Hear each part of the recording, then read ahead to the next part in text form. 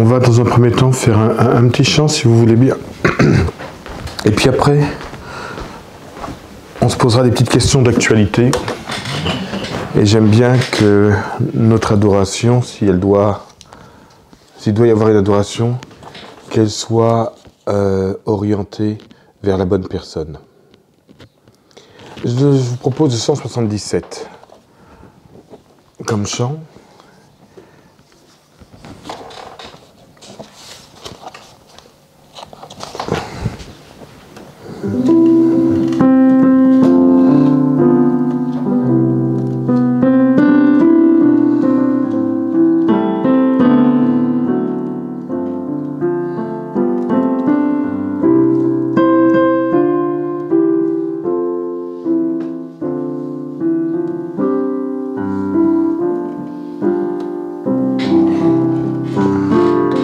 Mon âme en silence se tient devant toi, ouvre ta présence,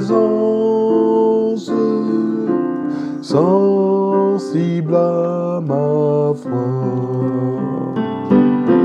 Je ne veux connaître aucune autre voie que la tienne, ô Maître. Toi seul parle-moi. Parole bénie de mon Rédempteur, parole de vie pénétrant mon cœur.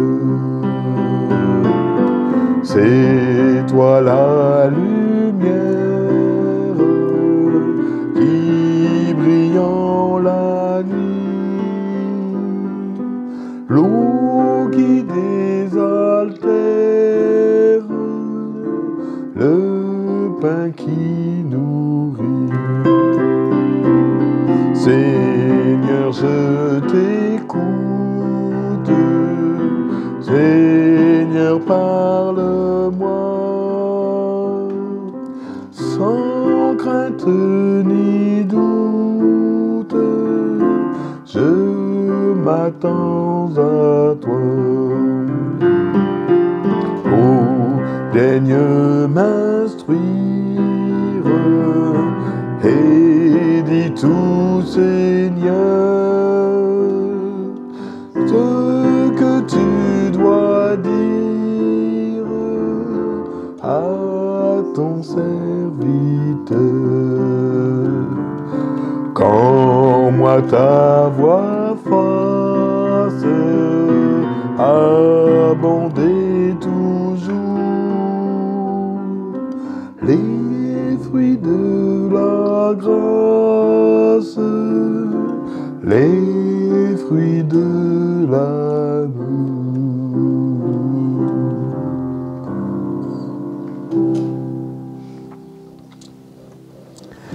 Je vous invite à incliner la tête. Ô Père éternel, que les instants qui vont suivre soient placés sous ton regard bienveillant.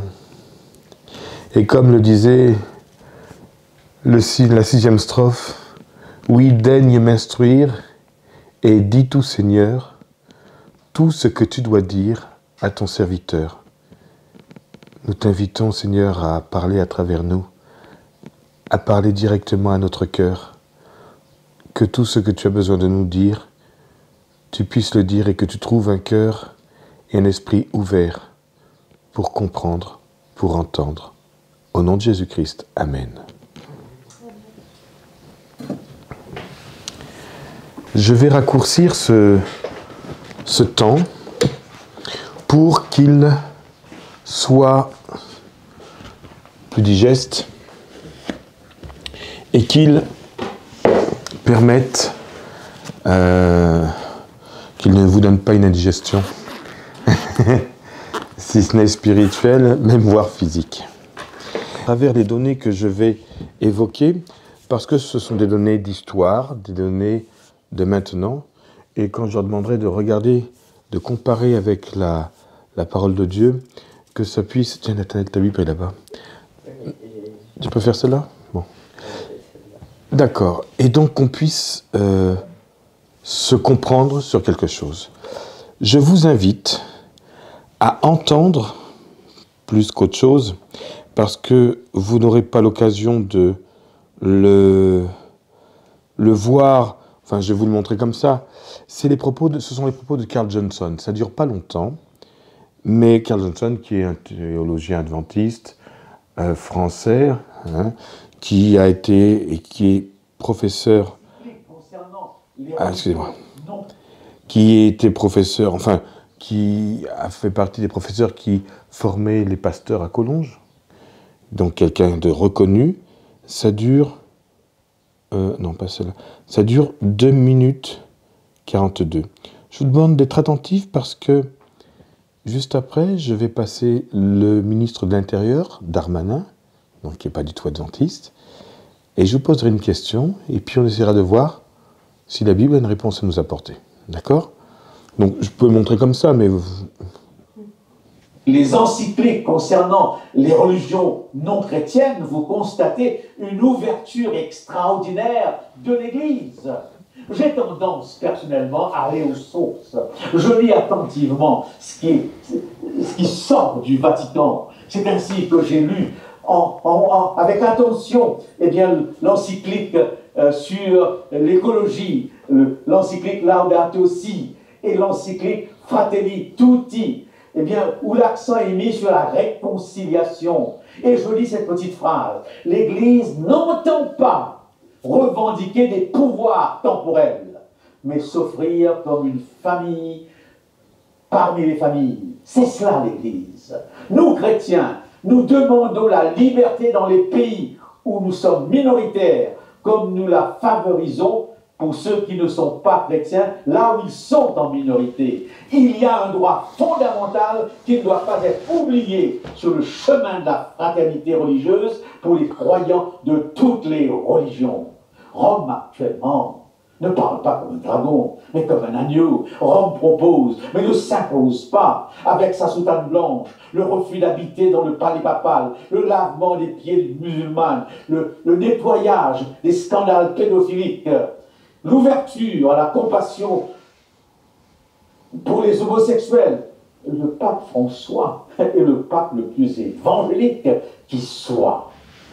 C'est extraordinaire. Mais bien sûr que si certains de nos théologiens se disent qu'il faut revoir notre position, il y en a d'autres par contre qui se réfugient dans ce texte de l'esprit de prophétie qui semble dire que ce changement de l'Église n'est qu'une apparence, qu'au fond, Rome ne change pas. Alors, ils disent, attendez, vous verrez. L'agneau grondera comme un dragon. Mais personnellement, je ne projette aucune mauvaise intention sur le chef de l'Église catholique. Ne faites pas aux autres ce que vous ne voulez pas qu'on vous fasse. Dans la situation actuelle, nous ne voyons pas cette focalisation sur l'Église catholique trouver sa place. Et j'arriverai même à une autre conclusion, et ça c'est ma position, que c'est actuellement de l'Église géopolitique évangélique que les menaces. C'est ce coupé-là que les menaces sont les plus grandes en fait. J'ai personnellement beaucoup de peine que ce soit un des grands ténors qui forment et qui influencent beaucoup de personnes dans le milieu adventiste qui tiennent de tels propos, qui encensent Rome, qui encensent ce pape François et qui nous fassent comprendre que, en fait, quand il cite Ellen White pour dire soyons sérieux. J'allais dire, il balaye Ellen White. Soyons sérieux. Soyons sérieux. Autrement dit, j'ai descendu la tragédie des siècles que mon père, mon cher père, m'a donnée Et on a pleuré ensemble parce que il m'a dit, Joseph, choisis un des livres et prends-le pendant que tu es là. Et quand j'ai quitté papa, j'ai dit, papa, peut-être que c'est la dernière fois qu'on se voit. De toute façon, on se donne rendez-vous sur la mer de verre. C'est là que je te donne rendez-vous. Au ciel, sur la mer de verre. Et là, en quelques paroles, vous prenez ce livre-là, vous le jetez à la poubelle. Vous le jetez à la poubelle. Terrible ce que nous vivons, c'est les années 2020-2021. Maintenant, je ne suis pas là pour parler de Carl Johnson. Je veux absolument... Quand on dit que l'Église sera prête à tomber, ben... Je veux absolument être très serein sur une chose. Ce que je disais à Inéna et Nathanaël, de grâce, ce n'est pas la vérité du pape, la vérité de qui que ce soit, c'est la vérité de Dieu qui compte. De grâce, acceptez d'entendre la thèse, d'entendre l'antithèse, et faites votre propre synthèse. Ne permettez à personne, ni même moi-même, votre Père, de vous influencer au point que vous n'ayez plus votre propre réflexion. Mais pour forger votre réflexion, allez comprendre ce que et l'un et l'autre disent. Sans quoi, vous allez faire des jugements à l'emporte-pièce qui ne seront basés sur rien de valable. Simplement, moi je. Mais ce n'est pas comme cela qu'on résout les choses.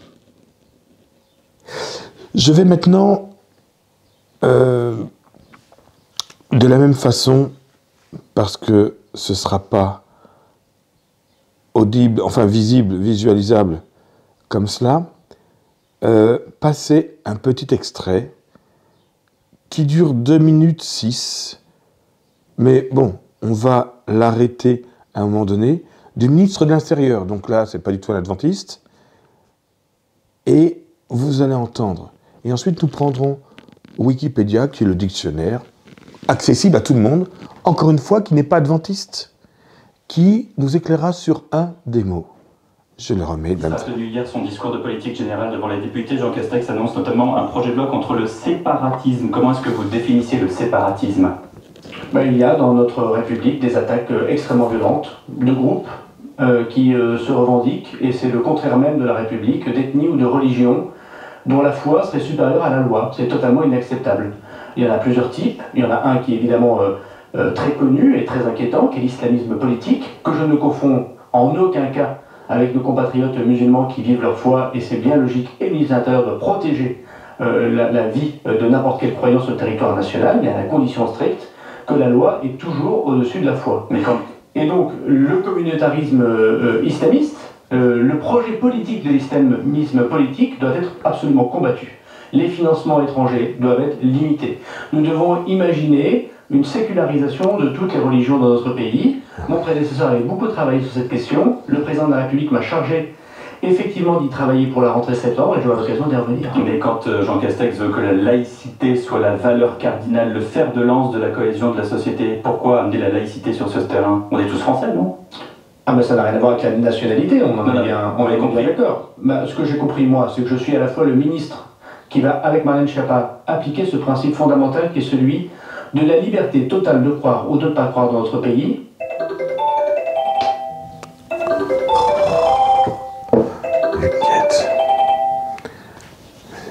Religieux. Qu'importe, il n'y a pas de religion officielle dans notre pays. En revanche, jamais la République ne doit accepter des accommodements, ne doit accepter des communautés qui revendiquent d'être en dehors de la République parce que leur foi soit au-dessus de la loi. La République française, vous savez, elle a intégré de tous les horizons et de toutes les religions des enfants. Moi, je n'oublie pas que mon grand-père était harki, il était musulman et il portait l'uniforme de la République. J'oublie pas les tirailleurs sénégalais, j'oublie pas Monte Cassino, mais j'oublie pas non plus qu'il y a des gens qui souhaitent utiliser la religion à des fins politiques et cela doit être strictement. Voilà. Pourquoi vous êtes en fait l'esclave de Big Pharma, excusez-moi, ça votre corps et briser le cycle. C'est toujours le problème. Voilà. Voilà. Je voulais simplement retenir une chose que vous n'avez peut-être pas, qui est peut-être passée inaperçue. J'essaie de me remettre dessus.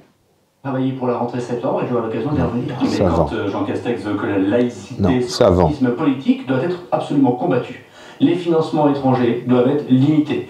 Nous devons imaginer une sécularisation de toutes les religions dans notre pays. Nous devons imaginer une sécularisation de toutes les religions dans notre pays. Alors, là, on est dans le français, on n'est pas dans la religion. Je suis donc allé sur ce que dit Wikipédia.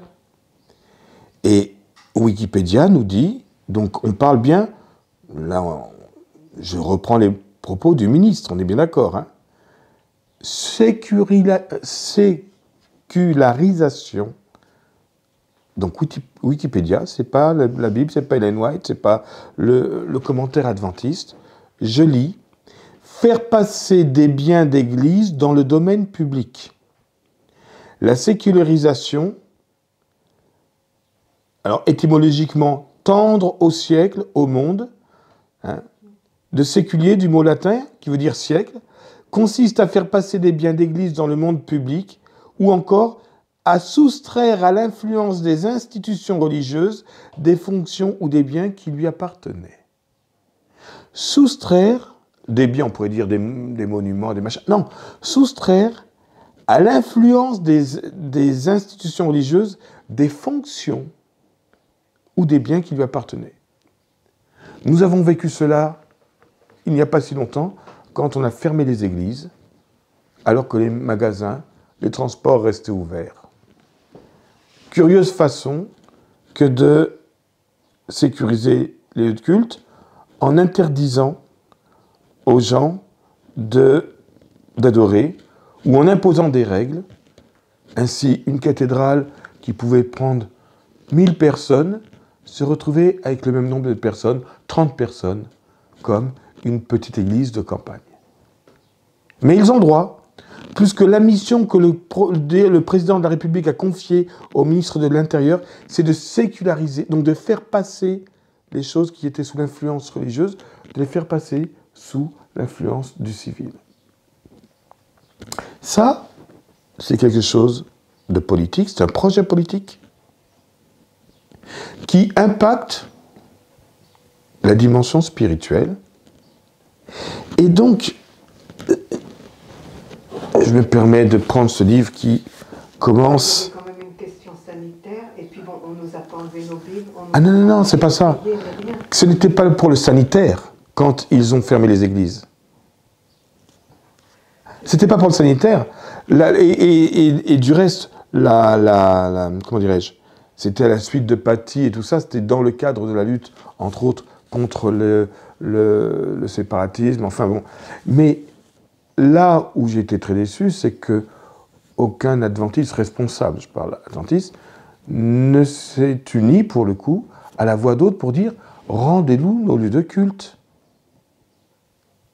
Rendez-nous nos lieux de culte. En quoi est-on plus contaminant quand on est dans une église que quand on est dans le métro parisien? Oui, non, mais donc on voit bien la disproportion et ce n'est absolument pas du sanitaire. Une église qui peut prendre 1000 personnes, limitée à 30. Et une petite église de campagne qui peut en prendre 30, ils en prennent 30. Ça n'avait pas de sens. Et je rappelle quand même que récemment, les critères qui ont été imposés à un moment donné ne permettaient qu'à 10 personnes d'aller dans une église, mais pas pour adorer, uniquement pour enregistrer les choses en distanciel.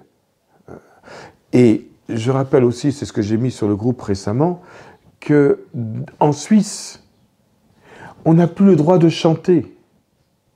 Je vous l'avais montré. On n'a plus le droit de chanter. Ça veut dire que ce pouvoir, qui n'est pas que français, qui est mondial, pilote dorénavant et se donne le droit de dire comment on doit adorer notre Dieu. Autrement dit, c'est comme si je disais, bon, vous voyez la Bible là, les psaumes, ce sont que des chants. Vous déchirez, vous enlevez. Interdiction au chef des chants. Louer le Seigneur avec des instruments, avec des cantiques. Ça n'est plus. En 2021, c'est banni. C'est banni. Autre chose, et vous avez remarqué que même dans la remarque de Carl Johnson, il louait... Non, Nathanaël, s'il te plaît. Non, tiens, assiste-toi bien. Il louait une certaine vision de la papauté, même vis-à-vis des couples homosexuels. Donc dehors avec les chiens, les machins, et les pédérastes et tout ça, hop, il faut enlever de la Bible. Ça n'est plus en odeur de sainteté, même dans les milieux religieux. Nous devons faire une place aux couples homosexuels. Ils sont reconnus par le Vatican, et ça, c'est une preuve d'ouverture. Voyez-vous. Donc ce n'est pas simplement que le fait qu'ils aient fermé, ce n'était pas pour une question spécialement plus de sécurité, il y a eu une mainmise, mais qui se continue. On va devoir flasher avec son smartphone avant de rentrer dans les lieux de culte. On saura qui, quand, s'il est en marge, en phase avec les statuts vaccinaux. Tiens, tu peux le mettre dehors, il va aller dehors ce matin. Et ça, c'est important parce que il y a, sans qu'on s'en rende compte, une sorte de mainmise qui, au fur et à mesure, s'exprime et on ne s'en rend pas compte parce que ça se fait par petites touches. Au hasard, je lisais, mais encore au hasard, je vous laisse deviner ce que le hasard m'inspire. Je me permettais que je lise, là pour le coup, donc c'est Ellen White, Tragédie des siècles, le livre qu'il va bientôt falloir jeter, peut-être, pour être en phase avec les visées de, non pas de la papauté, mais de l'Église. Je lis simplement un court passage qui se trouve dans la Bible et la Révolution française. C'est de l'histoire. À la page 302 de la Tragédie des siècles, la Bible et la Révolution française. Écoutez bien, parce que si on n'a pas compris... Attends. Est-ce que tu peux mettre celui qui ronfle là-bas de l'autre côté, parce qu'il m'embête? C'est Ben, mais... Oui, mais il fait trop de bruit. S'il peut le mettre dehors, ce sera bien, il va ronfler dehors. Vas-y. Donc, la page 302 de la Bible et la Révolution française. Donc là, pour le coup, c'est notre histoire de France. On parle d'histoire, là. Et le regard que Dieu porte... Je dis bien que Dieu porte sur notre histoire et le rôle que la papauté a joué. Et toute ressemblance avec ce qui se passe aujourd'hui ne serait absolument, bien évidemment, que fortuite. Vraiment. Et je n'ai pas été le chercher parce que je n'aurais pas été capable de le trouver. Ça, je l'ai ouvert, j'ai ouvert le livre et je suis tombé sur ce passage et il m'a semblé qu'il pouvait faire écho à quelque chose que nous vivons maintenant. Alors, il nous est dit, j'attends que Nathanaël arrive. Nathanaël, viens. Allez. J'attendais que tu arrives parce que un moment d'histoire comme celui-là, comme toi tu aimes beaucoup l'histoire, je trouve que c'est bien. Non, viens. Voilà. 302, Tragédie des siècles. Écoutez bien, parce que là on parle de stratégie. En jouant sur la jalousie des rois et des classes dirigeantes. Rome les avait poussés à maintenir le peuple dans un état de servitude, sachant très bien qu'en affaiblissant l'État, il affermissait d'autant plus son ascendance sur la nation entière. On parle de la France. Sa politique clairvoyante lui enseignait que, pour asservir les peuples, il faut enchaîner les âmes et leur ôter toute velléité de liberté. Or, la dégradation morale résultant de cette politique était 1000 fois plus lamentable que les souffrances physiques. Nat, ça veut dire que, au lieu de prendre les gens et de les torturer comme au Moyen-Âge, on laisse les gouvernants la classe dirigeante mettre le bazar, subtiliser, enlever la liberté tranquillement aux gens, et c'est 1000 fois plus efficace que les souffrances physiques. Et elle termine sur ces 3 dernières lignes. Privé du pur évangile, écoutez bien, saturé de fanatisme. On n'entend pas parler de fanatisme partout, islamique radical et autres, et ça fait les choux gras de la presse et on en arrête. Privé du pur évangile, saturé de fanatisme, le peuple était plongé dans l'ignorance, la superstition et le vice, et par conséquent, il ne savait pas se gouverner. Au hasard. Nous avons vu que la sécularisation, c'est d'amener des choses qui étaient de domaine religieux sous le contrôle du pouvoir civil, ou de faire en sorte qu'il soit compatible avec le pouvoir civil. C'est donc pas le pouvoir civil qui s'adapte, c'est le religieux qui doit s'adapter. Alors, j'ai prévu une étude un peu plus conséquente que je vais abréger pour qu'elle reste claire. Je vous invite à prendre Daniel, il est 1h moins 5. Je vous invite à prendre Daniel. Daniel, chapitre 4. Daniel, chapitre 7. Dans un premier temps. Daniel, chapitre 7.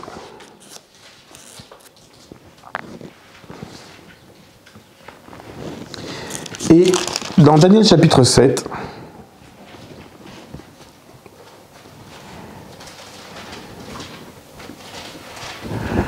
il y a, et c'est pour ça que je dis qu'on fait un raccourci sur les 2-3 chapitres précédents où les choses sont un peu détaillées. Daniel chapitre 7. La première année de Belshazzar, roi de Babylone. Et au passage, il y a juste presque une lettre. Non, tu prends pour lire. Juste une lettre de différence. Parce que je me dis, mais Belshazzar, c'est celui qui a fait le truc avec qui a pris les coupes du roi du temple et qui, lors d'une orgie avec ses... Oui, mais comment s'appelait Daniel, Belshazzar? Non, en fait, B-E-L-S-C-H, Belshazzar, c'est le roi. Alors que Daniel, il y a un T, Belshazzar. Et je me dis, ouf, c'était juste une petite au passage, parce que j'ai été confus pendant un temps, je me suis dit, mais mince, il y a un truc que je ne comprends pas, c'est pas Daniel qui a fait ça. Non, hein, si vous regardez le verset, excusez-moi, Daniel 4, verset 19, je le lis pour vous, mais regardez, là, il y a alors Daniel nommé Belshazzar, mais il y a le T. Oui, mais du coup, c'est le même nom que Daniel porte. Je me dis, non, c'est pas le même, il y a un petit T qui fait la différence. Hein, Daniel 4, verset 19. 4, 19, regardez, Daniel nommé Belt, mais il y a le T. Je te laisse mettre tes lunettes.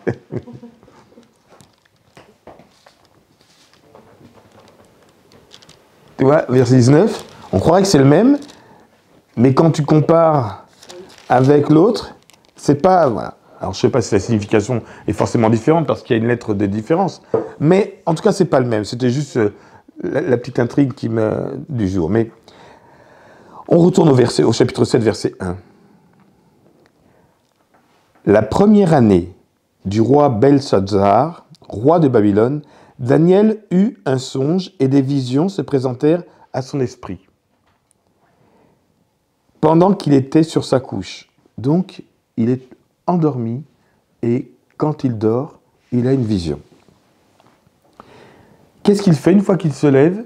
Ensuite, il écrivit le songe et raconta les principales choses. C'est très difficile quand on a une vision, quand on voit un film, de raconter un film par écrit. Parce que les yeux captent tellement de détails, mais on ne peut pas tout écrire. Mais au moins les choses principales. Et on peut compter sur l'esprit pour permettre aux hommes et aux femmes qui reçoivent un message de la part de Dieu de consigner les choses importantes. Daniel commença et dit « Je regardais pendant ma vision nocturne, et voici, les 4 vents des cieux firent irruption sur la grande mer. Alors pour Nathanaël et Léna, c'est écrit comment, Léna, dans ta Bible, verset 2? Vas-y, dis-nous. La même traduction que toi. D'accord. Et c'est écrit les 4 vents des cieux firent irruption sur la grande mer. Qu'est-ce que... Juste là, pour pas qu'on fasse un non-sens. Moi j'ai le 4 bêtes énormes. Ah. Sortez de la mer. Ah, alors ça c'est après, c'est le verset 3. Ah, le verset 3, excuse-moi. Là, le verset 2. C'est le 2, non? Attends. Les 80 des cieux. 80 des cieux. Oui, c'est le verset 3, t'as raison. Ouais. Juste pour qu'on ne se trompe pas de débat, qu'on gagne du temps, beaucoup de temps. Mais c'est quand même différent. Comment? Mais c'est quand même différent, verset 3 en tout cas. Pour, Ah, le verset 3, mais attends, au verset 2, tout le monde a les 4 vents. Qu'est-ce que ces 4 vents sont? Alors, d'entrée de jeu, pour qu'il n'y ait pas d'ambiguïté, la mer, c'est la mer Méditerranée, autour de laquelle il y a des civilisations. Et tout de suite, on nous dit au verset 3, pour pas qu'on le suspense dure trop longtemps, qu'est-ce qui nous est dit? 4 grands animaux sortirent de la mer, différents les uns des autres. Donc, du bassin méditerranéen, 4 puissances, 4 pouvoirs, enfin 4 animaux pour le moment. On nous parle d'animaux. C'est quoi les 80? Alors, il y a 4 vents qui soufflent sur la mer Méditerranée, et on nous dit au verset 3 qu'il y a 4 animaux. Ces vents sont 4 puissances, 4 pouvoirs qui vont émerger du bassin méditerranéen. Mais on nous donne tout de suite l'explication. Verset 4. Le premier était semblable à un lion qui avait des ailes d'aigle. Qui représentait le lion, les enfants? Dans les 4 empires. Celui qui avait la tête d'or? Babylone. Ouais. Je saute exprès ce qu'il est dit de lui après, c'est dégradant. On va voir après. Le premier, on l'identifie assez facilement, c'est l'Empire babylonien. Du reste, même dans l'archéologie, le lion était le symbole de ce pouvoir-là. D'accord? Ensuite, le deuxième animal, c'était lequel? Un ours. Hein? Et on sait aussi que c'était les Mèdes et les Perses. Il n'y a pas d'ambiguïté, et que ce soit l'histoire, l'archéologie, comme la Bible, tout le monde est unanime. Donc là, on n'est pas en train de dire un truc particulièrement adventiste, c'était quelque chose de... Le troisième, verset 6, le léopard.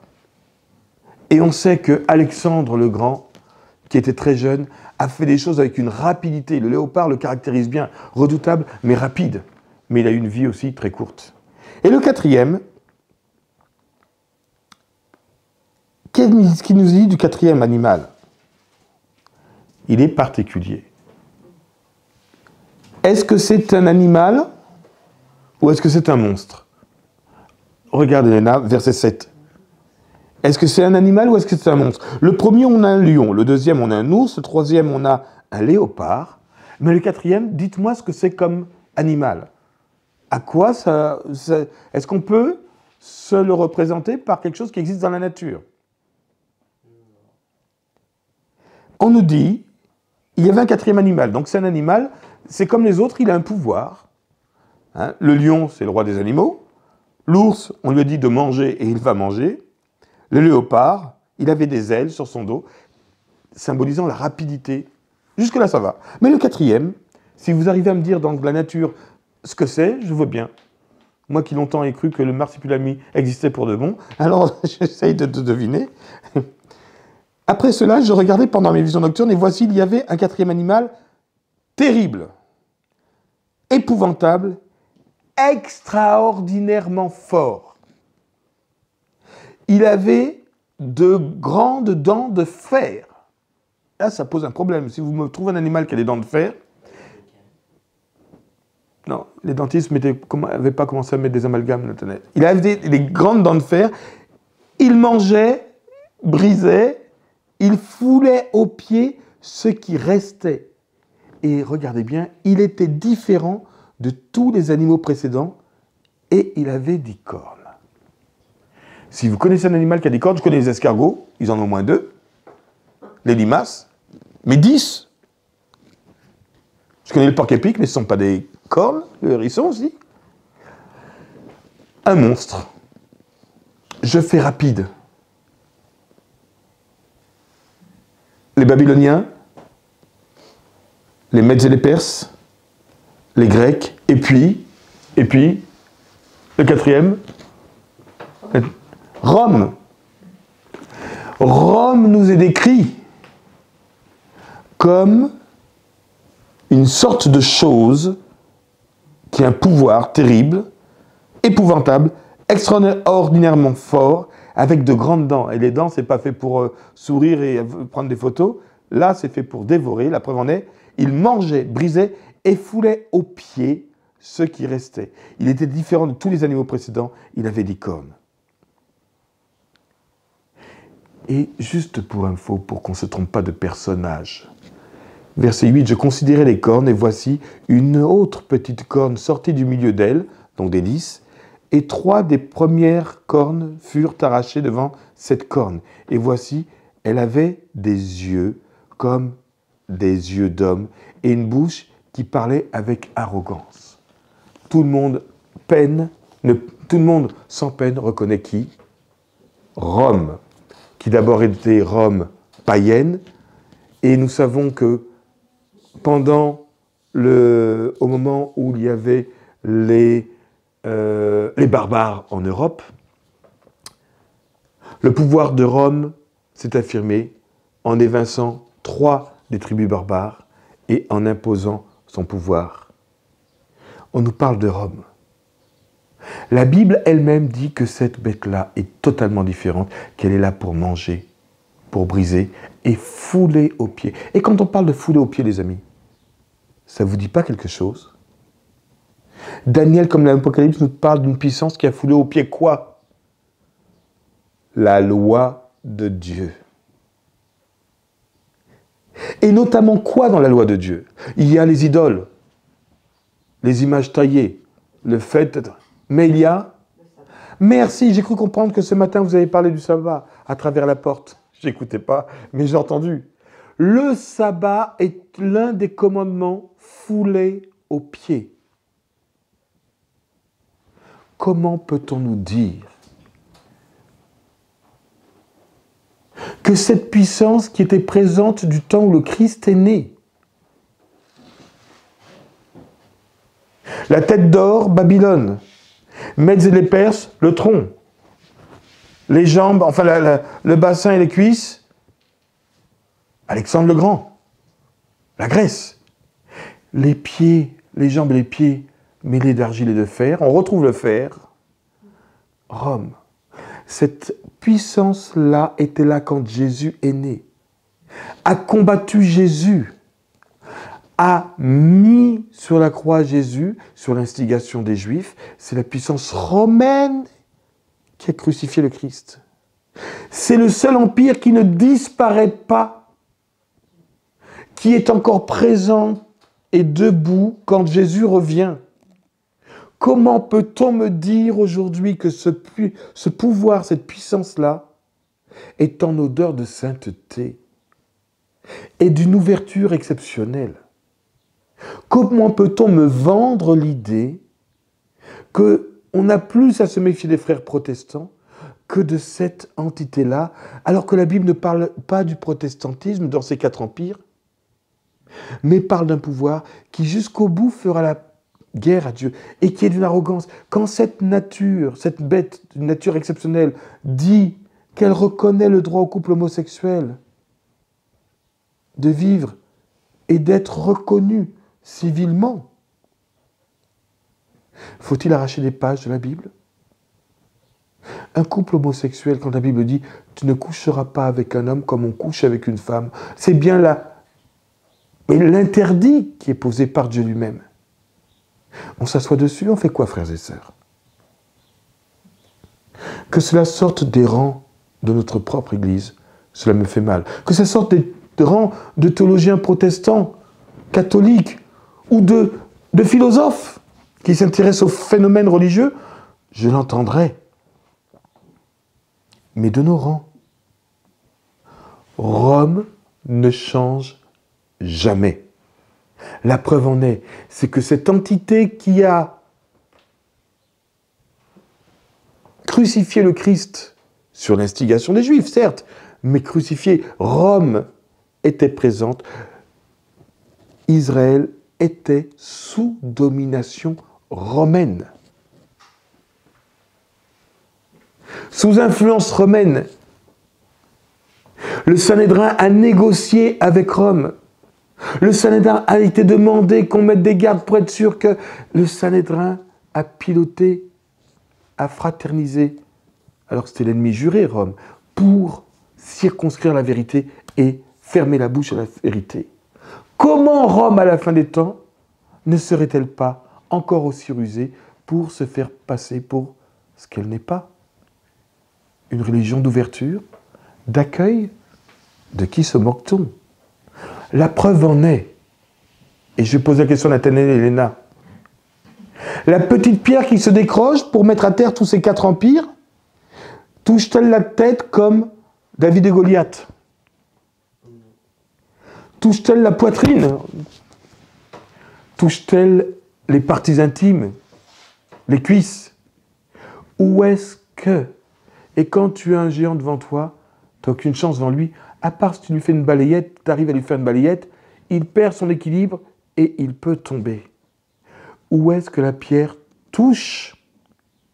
Lequel des 4 empires, la petite pierre qui se décroche, va-t-elle toucher? À quel niveau elle va toucher? J'ai pas entendu. Les pieds, là où il y a cette composante entre l'argile et le fer qui ne se marie pas. L'argile est très probablement la composante spirituelle.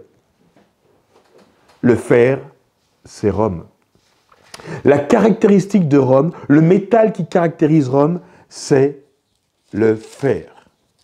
Et je vois Marie-Christine qui cherche dans sa Bible, et il nous faut... J'avais pas remarqué que c'était les pieds. Ah ben écoute, regarde, on va le trouver, la statue, de Daniel 2, verset 34. Daniel 2, verset 34. Tu regardais, lorsqu'une pierre se détacha sans le secours d'aucune main, frappa les pieds de fer et d'argile de la statue et les mit en pièces. C'est pas ça que tu as? C'est donc la papauté qui va être frappée par la pierre. Ce ne sont pas les autres parties. J'aurais dit, moi, comme David et Goliath, la tête, tu neutralises. Et j'aurais pu relier ça avec, tu l'écraseras la tête, même si de serpent, et elle te blessera au talon. Non. Le cœur. Une flèche en plein cœur. Non. On aurait pu dire encore que c'est Cupidon avec l'amour, avec le Saint-Valentin. Non. L'abdomen ou les parties intimes, ça pardonne pas. Un coup dans les parties, et le géant est à terre. Et Helena en sait quelque chose, parce que quand elle était petite, elle arrivait régulièrement à me mettre à terre, alors que elle n'y arrivait pas, parce qu'elle prenait son élan, elle courait, et elle donnait un coup de tête, et comme elle était juste au niveau des parties, voilà, j'ai dû attendre qu'elle grandisse un peu, maintenant elle va dans les abdominaux, elle rebondit. Mais la tête, les parties intimes, c'est un moyen de terrasser un géant. Non. Au niveau des articulations, les genoux, si vous arrivez, ou la hanche, comme Jacob qui se battait avec l'ange. La hanche, tu peux plus. Et il était obligé de marcher au rythme des femmes et des enfants. En fait, il ne pouvait pas marcher plus vite, surtout, c'est surtout ça. Avec une luxation de hanche, je peux vous dire que vous ne vous alignez pas sur les départs d'un 100 mètres. La hanche était encore efficace. Au niveau du pied, des pieds, avec ce mélange argile et fer. Un alliage qui ne prend pas. L'argile et le fer, ça ne prend pas. La composante religieuse. Et vous savez le petit chant qu'on chante, Seigneur potier divin, hein? Je suis l'argile, et toi le potier. Ça ne se marie pas avec le fer. La petite pierre touche aux pieds d'argile et de fer. Autrement dit, si Dieu trouve bon de régler l'histoire du monde en mettant à terre la statue qui repose sur ses pieds, il va frapper la papauté dans son arrogance.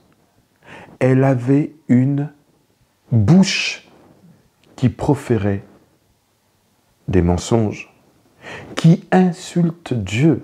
Et elle le fait encore aujourd'hui. Quand elle propose pour sauver la planète, personne ne lui a demandé de sauver la planète, de faire en sorte que le dimanche soit mis de côté, que personne ne travaille pour sauver. Elle est dans son rôle d'attaquer de façon moderne ce 4e commandement.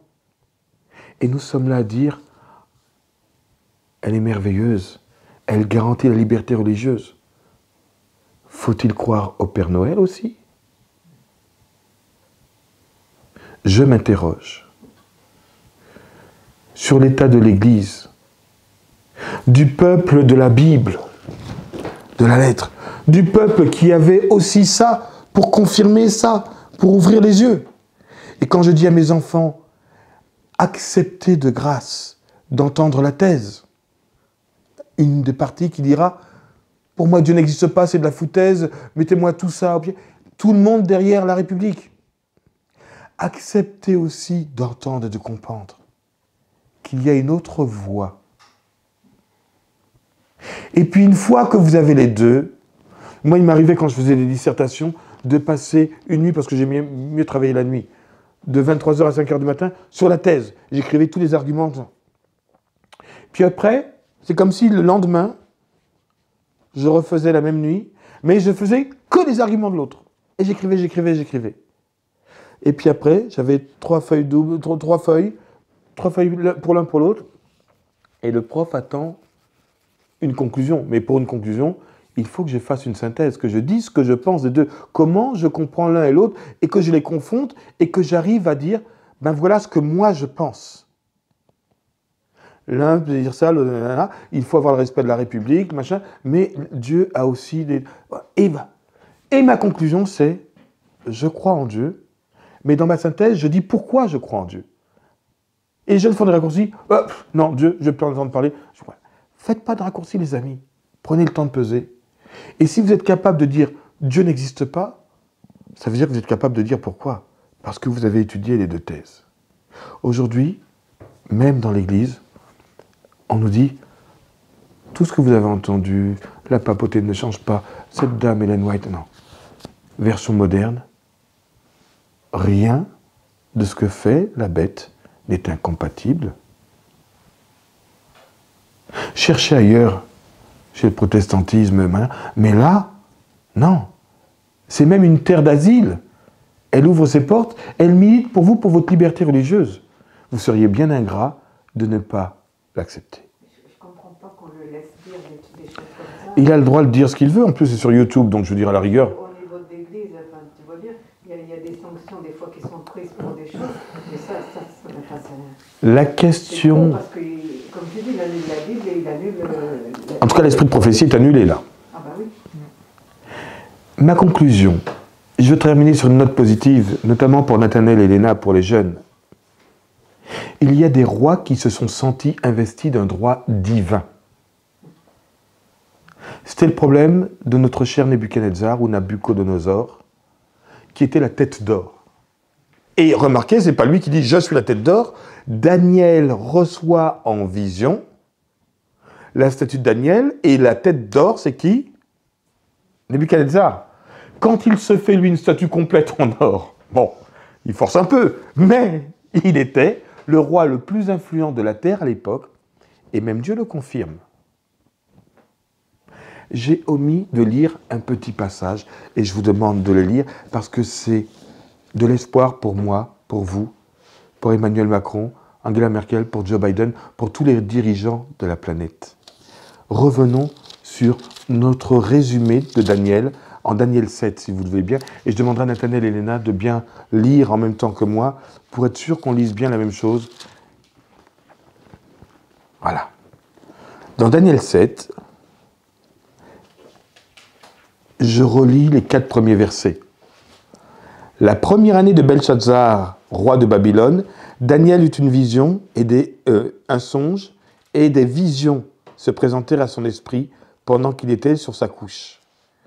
Ensuite, il écrivit le songe et raconta les principales choses.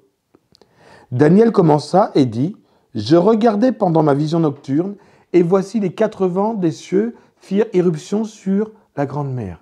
Notez avec moi qu'il n'y a pas un cinquième vent. L'islam n'est pas mentionné comme une puissance qui va influencer le monde. L'islam, c'est la queue du scorpion qui va générer des souffrances, des douleurs, mais l'islam n'est absolument pas, comme on essaie de nous le faire croire aujourd'hui, une entité qui lutte contre Dieu à la façon de ces 4 empires qui nous sont définis là. Il n'y a que 4 vents. J'allais presque dire l'histoire de domination. Comment? J'ai un vent, moi. Au verset 2, tu as un vent? Le vent, oui. Durant la nuit, j'ai vu en vision le vent se déchaîner des 4 coins de l'horizon sur la mer immense. Alors que là, c'est 4 vents. Et les 4 vents correspondent à 4 animaux. C'est la Bible en français courant, c'est laquelle celle-là? Ah oui, d'accord. Oui, aujourd'hui. Non, mais tu as raison.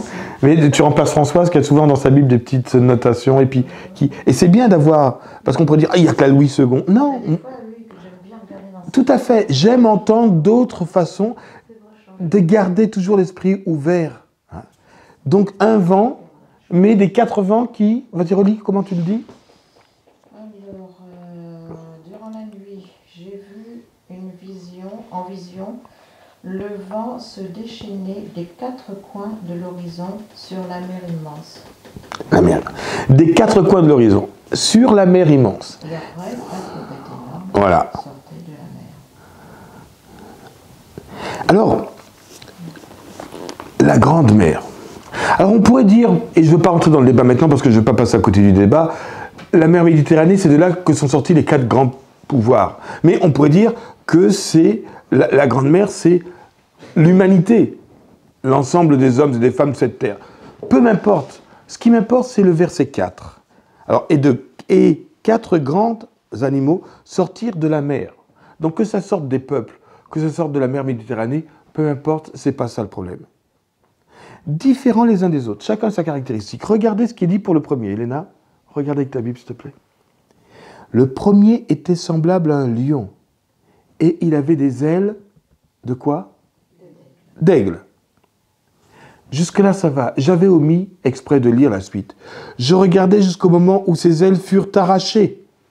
Quoi? Le roi, le plus important de la terre, va avoir les ailes arrachées. Et il fut enlevé de terre et mis debout sur ses pieds comme un homme, et un cœur d'homme lui fut donné.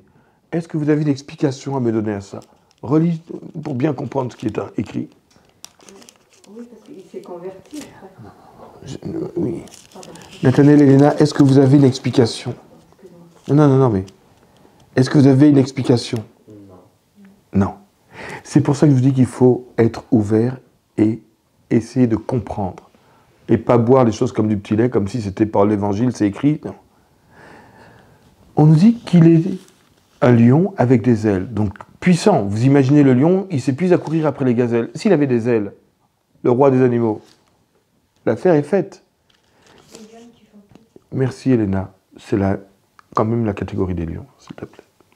L'intérêt c'est quoi? Comment ces ailes lui sont arrachées? Je vous invite à prendre Daniel 4, et ça va être très rapide, vous allez comprendre. Daniel 4.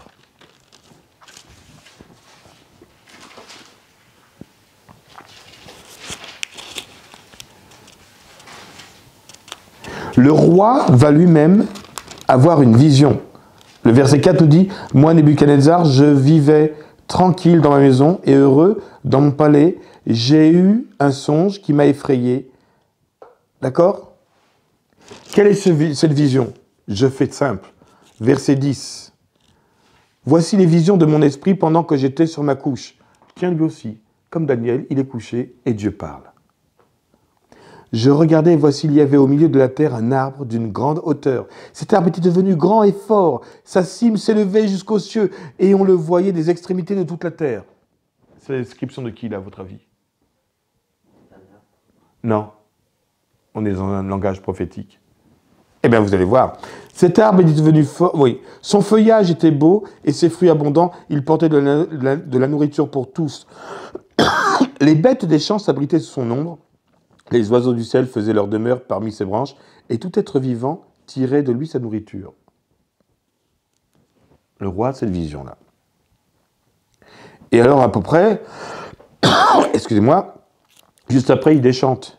Il y a quelqu'un qui crie avec force, verset 14, il crie avec force, et parla ainsi, abattez l'arbre, coupez ses branches, secouez le feuillage, et dispersez ses fruits, que les bêtes fuient au-dessous, et les oiseaux du milieu de ses branches. Mais laissez en terre le tronc, où se trouvent les racines. Liez-le avec des chaînes de fer et d'airain, parmi l'herbe des champs, qu'il soit trempé de la rosée du ciel, et qu'il ait comme les bêtes, l'herbe de la terre pour partage. Ça vous donne un indice, ça? Nathan et Elena? Oh, c'est une question. Non. Ça te donne un indice, Elena? Non. Son cœur d'homme lui sera ôté, et un cœur de bête lui sera donné, et 7 temps, c'est-à-dire 7 années, passeront sur lui. Ça vous rappelle quelqu'un? Merci, Nabuchodonosor. Le roi, le centre du monde, le plus grand, la tête d'or. Le roi le plus puissant. Dieu confirme que c'était bien lui. Mais il était arrogant. On va lui enlever son cœur et lui en greffer un autre. Ça s'appelle une greffe cardiaque. C'est pas rien. Pendant combien d'années? 7 années. Et vous savez qu'il va tomber dans la folie, la maladie mentale. Il va être comme une bête. Pendant 7 ans, il va manger de l'herbe. Tous ses conseillers vont le fuir.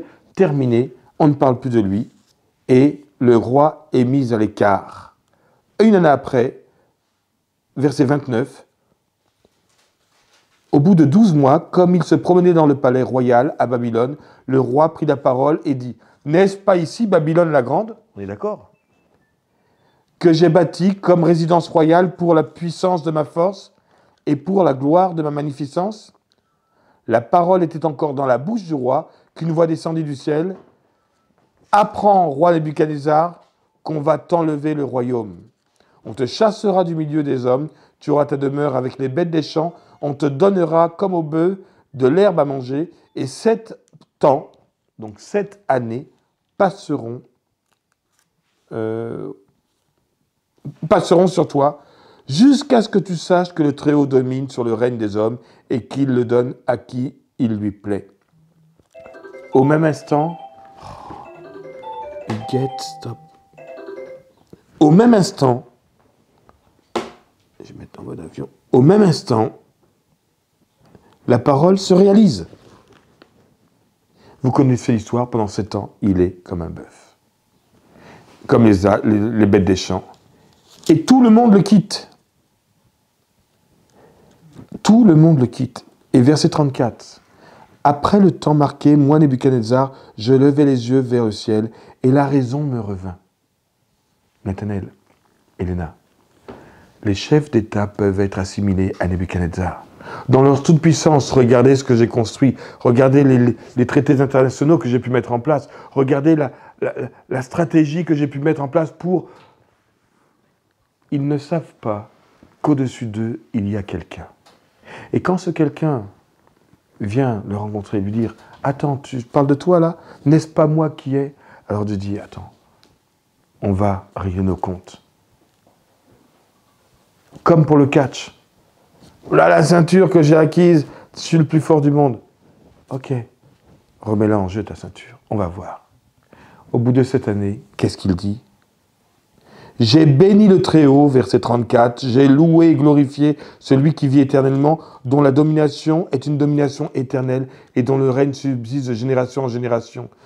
Tous les habitants de la terre ne sont à ses yeux que néants. Il agit comme il lui plaît avec l'armée des cieux et avec les habitants de la terre. Il n'y a personne qui résiste à sa main et qui lui dise « Que fais-tu » En ce temps-là, la raison me revint.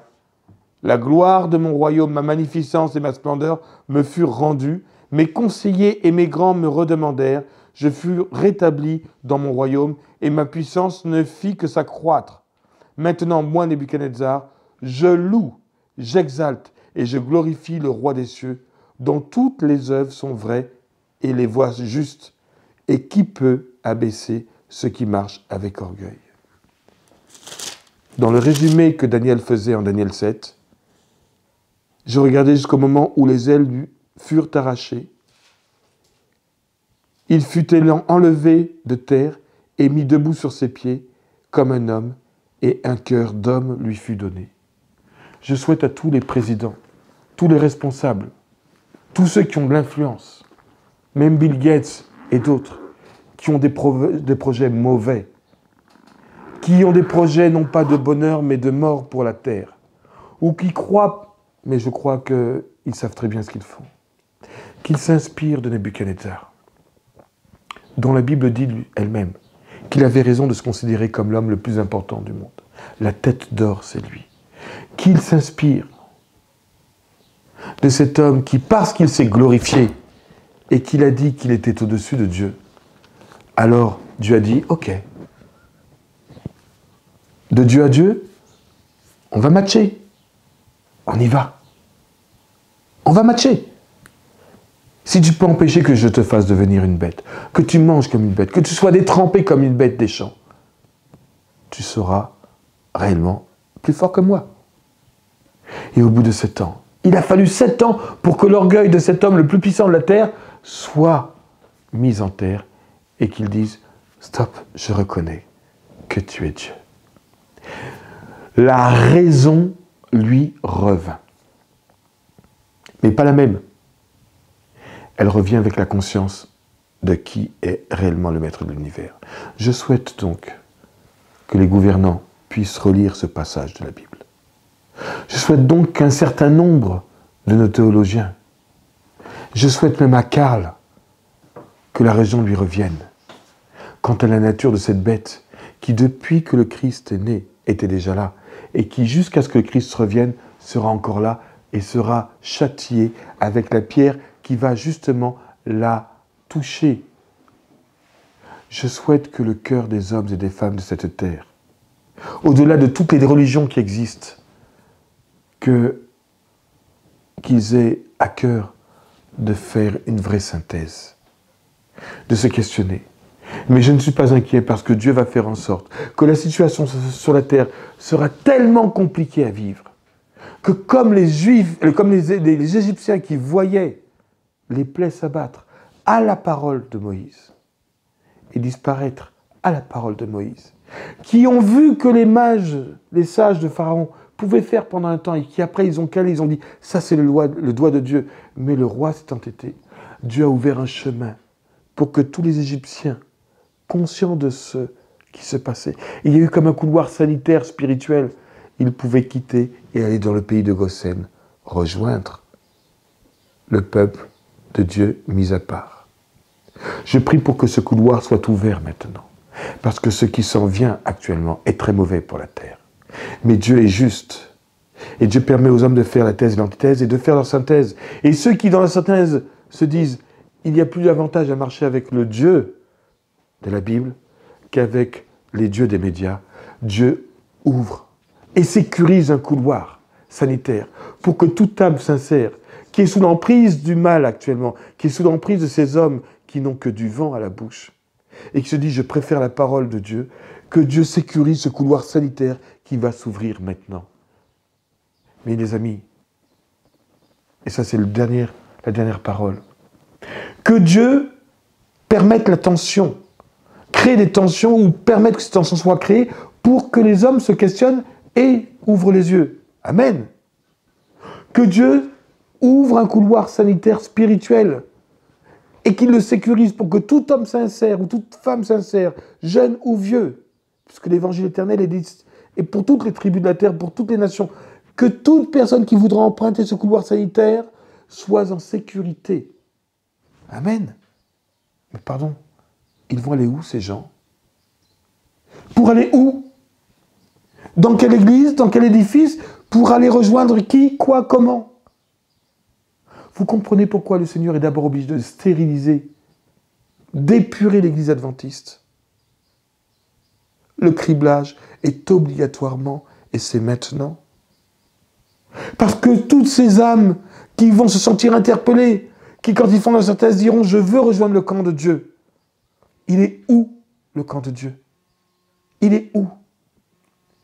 Puissions-nous être les uns les autres une terre d'accueil, une terre d'asile, non pas la façon de l'Église catholique qui serait maintenant l'Église qui garantirait notre liberté religieuse, mais puissions-nous être réellement de la part de Dieu une terre d'accueil, que nos maisons s'ouvrent, que nos cœurs, premièrement, s'ouvrent, pour que le Seigneur puisse amener auprès de nous, pour leur salut éternel, leur sécurité spirituelle, les âmes qui se sont questionnées et qui ont dit « Seigneur, c'est toi que je veux suivre. Guide-moi. L'Éternel est mon berger, je ne manquerai de rien. » Je voudrais qu'on puisse lire le psaume 23 en guise de prière.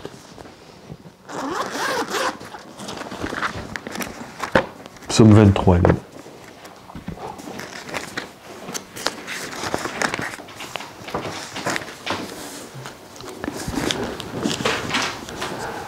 Tu la notes? Merci. L'Éternel, alors c'est un cantique. Heureusement qu'on ne chante pas parce que ce serait interdit en Suisse, pour vous dire. L'Éternel est mon berger, je ne manquerai de rien. Il me fait reposer dans de verts pâturages. Imaginez que c'est le pays de Gosen, là. Il me dirige près des eaux paisibles, il restaure mon âme. Il me conduit dans les sentiers de la justice à cause de son nom. Quand je marche dans la vallée de l'ombre de la mort, et excusez-moi, aujourd'hui, on n'ose pas sortir de chez soi. Il y a des protocoles sanitaires de partout. Ça sent la mort de partout, soi-disant. Quand je marche dans la vallée de l'ombre de la mort, je ne crains aucun mal, car tu es avec moi. Ta houlette et ton bâton me rassurent. Tu dresses devant moi une table en face de mes adversaires. Tu oins d'huile ma tête, la pluie de l'arrière-saison. Et ma coupe déborde. Oui, le bonheur et la grâce m'accompagneront tous les jours de ma vie, et j'habiterai dans la maison de l'Éternel jusqu'à la fin de mes jours. Que cela devienne une réalité pour nous et pour tous ceux que le Seigneur voudra bien nous confier pour les garder en sécurité jusqu'à ce qu'il apparaisse. Amen. Je vous remercie de votre attention et j'aurais voulu qu'une des sœurs puisse prier pour clôturer ce moment. J'aurais presque une petite préférence pour Marie-Christine parce que je ne l'entends pas souvent. Mais bon, je ne t'impose pas de prier. Mais ça aurait été un plaisir que tu puisses prier pour nous, si tu le veux bien. Seigneur, notre Dieu, notre bon Père, nous venons te remercier pour cette remise en question de toutes ces choses qui circulent dans ton Église, et non pas pour ce que Carl Johnson a dit, mais pour nous remettre vraiment selon tes principes, selon notre manière de penser, qu'elle soit en accord avec toi, Seigneur. Que tu nous guides chacun et que tu nous aides à comprendre que c'est ta parole et qu'il n'y a pas d'autre chose que ta parole pour nous guider, pour nous faire comprendre que tu es toi le seul vrai Dieu. Seigneur, que nous puissions garder dans nos cœurs tout ce que nous avons appris avec les pleines convictions que tu nous as données jusqu'à ce jour. Que nous puissions les garder et que nous soyons de fidèles témoins. Amen. Pour en amener d'autres à toi. Tu vois que la plupart du monde se fie à toutes les doctrines qui circulent, la philosophie, tout ce qui va contre toi en fait. Alors Seigneur, garde-nous en toi, garde-nous dans ta parole, garde-nous, aide-nous à lire les écrits, à aller et surtout à pratiquer ce que tu nous demandes. Amen Seigneur. Merci pour toutes les grâces que tu nous accordes, que tu bénisses la maison qui nous reçoit, que tu sois auprès des enfants aussi. Amen. Que tu les bénisses, que tu leur fasses beaucoup de bien, que tu les aides à trouver aussi leur chemin, leur voie. Dans toute, tu vois, ils sont à l'aube de leur vie, au printemps de leur vie. Ils ont besoin de toi aussi. Que tu leur fasses beaucoup de bien, que tu sois auprès de chacun de mes frères et sœurs, au loin comme auprès, et que chacun puisse te suivre, mon Dieu, et faire, comme Joseph a dit, la synthèse de tout ce qu'on peut entendre actuellement, parce qu'on entend pas mal d'hérésies, pas mal de choses qui vont contre toi. Alors Seigneur, agis dans les cœurs, agis dans chacun des membres de nos familles, au nom de Jésus. Amen. Amen, Seigneur. Amen.